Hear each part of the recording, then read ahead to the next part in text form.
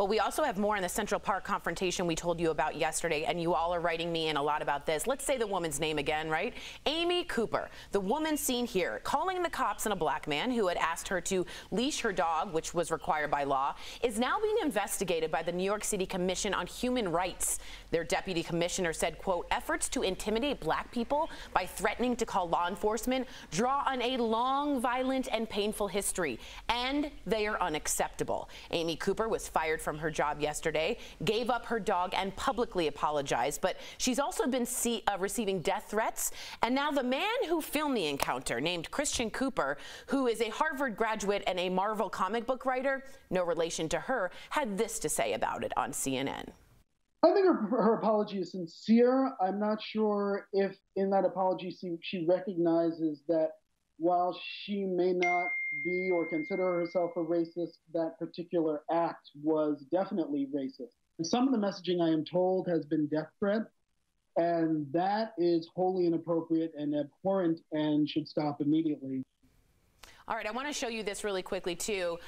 This is what Jamel Hill put up, and I think it's really important to put that up. A lot of you writing in. She says, a reminder, what happened to George Floyd, our first story, is what Amy Cooper hoped would happen to Christian Cooper. Al, what's your reaction to that? I thought that was so strong. Am I the only person, when I first saw this, I immediately thought about Emmett Till.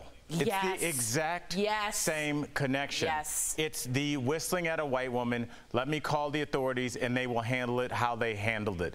You saw how her voice changed. She acted like she was in a closet, with an intruder when there was a Harvard graduate bird watcher in front of her, because she knows when the cops come rolling in, Brandon, they're not going to be looking at degrees. They're not going to be asking what you were doing. They're going to shoot first, they're going to strangle first, and then issue an apology later. Is this like a hate crime to you, Brandon, in some ways?